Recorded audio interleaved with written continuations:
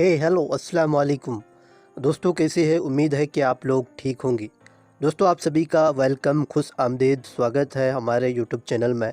यदि आप अभी तक चैनल को सब्सक्राइब नहीं किए हैं तो चैनल को सब्सक्राइब कीजिए और बेल आइकन को भी प्रेस कीजिए ताकि आने वाले हर वीडियो का नोटिफिकेशन आपको टाइम टू टाइम मिलता रहे।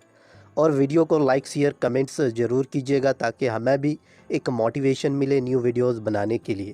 तो दोस्तों आज की इस क्लास में उसी तरह से कंपाउंड्स क्या है? ये भी एक प्योर सब्सटेंस है जो दो या दो से ज़्यादा एटम्स या डिफरेंट एलिमेंट्स का बना होगा। एक से ज़्यादा एटम से भी मिलकर बना हो सकता है या डिफरेंट एलिमेंट से मिलकर भी बना हो सकता है। कंपाउंड क्या है? एक प्योर सब्सटेंस है जो एक से ज़्यादा एटम्स या डिफरेंट एलिमेंट का बना होता है। तो हम आपको एग्जाम्पल से समझा रहे हैं कंपाउंड कैसे बनता है। इसके लिए हम एक अलग लेक्चर बनाएंगे। तो कंपाउंड एक फिक्स रेशियो में कैसे रहता है आपको इसको समझाना बहुत ही ज़रूरी है। तो देखिए वाटर क्या होता है? H2O। H2O इसका क्या है? वाटर का मॉलिक्यूलर फॉर्मूला है। तो हाइड्रोजन का 2 एटम्स है, ऑक्सीजन का 1 एटम्स है। तो हाइड्रोजन का एटॉमिक मास कितना होता है बच्चों? 1 होता है। यदि आप एटॉमिक मास रटना नहीं चाह रहे, बगैर रटे हुए याद करना चाह रहा है, एक सेकंड में निकालना चाह रहा है, तो इसके लिए मेरा एक वीडियो बना हुआ है, प्लेलिस्ट में जाकर के देख सकते हैं। Basic chemistry class NEET for JEE से एक क्लास होगा, उसी में पूरा डिटेयली हम समझाए कैसे एटॉमिक मास को आसानी से याद किया जाए। तो आप उस क्लास को देख सकते हैं। तो H2O का एटॉमिक मास, तो एक हाइड्रोजन का 1 होता है, 2 हाइड्रोजन का 2 होगा। तो कितना हुआ? 2। एटॉमिक मास हाइड्रोजन का यहाँ 2 है। ऑक्सीजन का कितना होता है? 16 होता है। तो कितना रेशियो में होगा? तो 2:16 हुआ। तो 2:16 का सबसे सिंपलेस्ट फॉर्म क्या होगा? जब इसको हम लोग डिवाइड करेंगे, 2 1 जा 2 होता है, 2 8 जा 16 होता है। इसी वजह से वाटर हमेशा 1:8 के रेशियो में रहता है।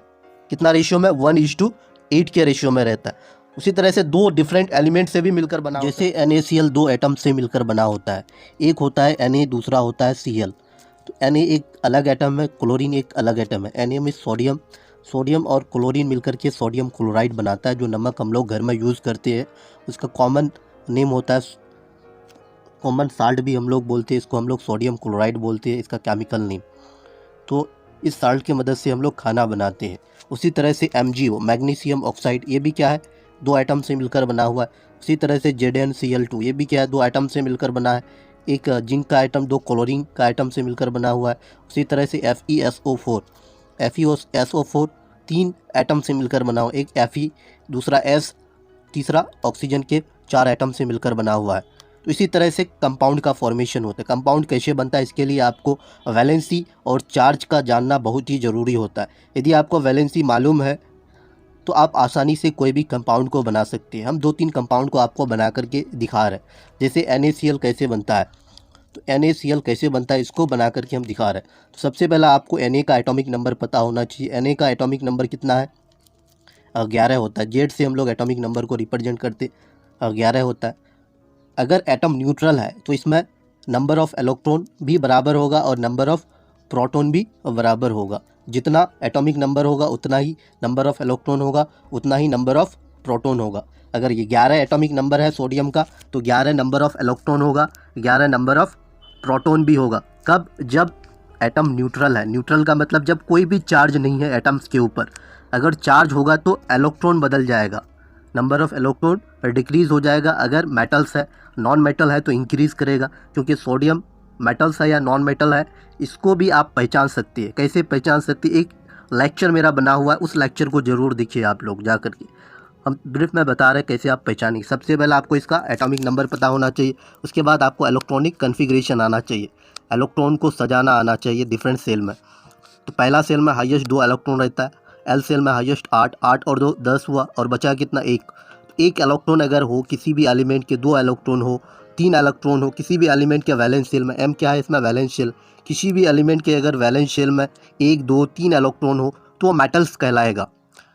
तो कैसे बनता है NaCl इसको हमको समझाना है। इतना सारा डिस्कस नहीं करेंगे, इसके लिए हम क्लास ऑलरेडी बना चुके हैं। यदि आपको नहीं आता है तो आप क्लास को देख सकते हैं प्लेलिस्ट में जा कर के।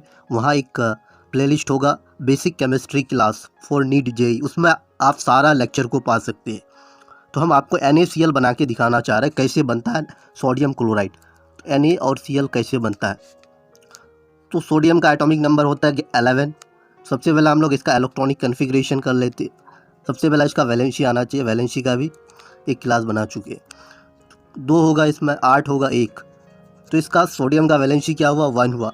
उसी तरह से आप क्लोरीन का निकाल के देखते हैं, के सेल, एल सेल और एम सेल। क्लोरीन का एटॉमिक नंबर 17 होता है, इसमें हो जाएगा 2, 8 और 7। इसको भी चाहिए 1 इलेक्ट्रॉन अपना ऑक्टेट को पूरा करने के लिए, क्योंकि कोई भी एलिमेंट होता है वो तब स्टेबल होता है जब उसके वैलेंस सेल में 8 इलेक्ट्रॉन हो जाता है। तो ये 1 इलेक्ट्रॉन लॉस करके 2 8 बन जाता है, और ये 1 इलेक्ट्रॉन क्लोरीन गेन करके 2 8 8 बन जाता है। और ये 1 इलेक्ट्रॉन किससे लेगा, सोडियम से लेगा। कैसे लेगा देखिए, सोडियम के पास 1 इलेक्ट्रॉन है वैलेंस शेल में, क्लोरीन के पास कितना है, 7 इलेक्ट्रॉन है, 2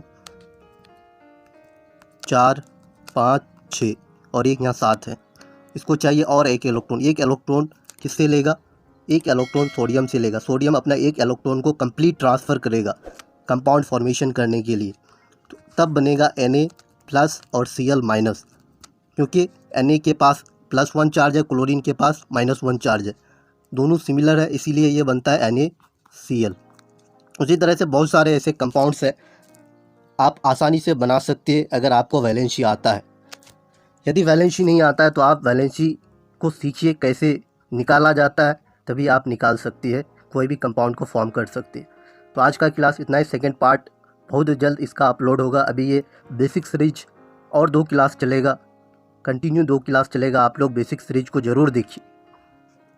बिहेवियर ऑफ गैसेस का ये बेसिक सीरीज चल रहा है और बेसिक का 2 क्लास और बनेगा। तो यदि आप चैनल को सब्सक्राइब नहीं किए तो सब्सक्राइब कीजिए, ताकि आने वाले हर वीडियो का आपको नोटिफिकेशन मिलता रहे, और वीडियो को ज़रूर लाइक कीजिएगा।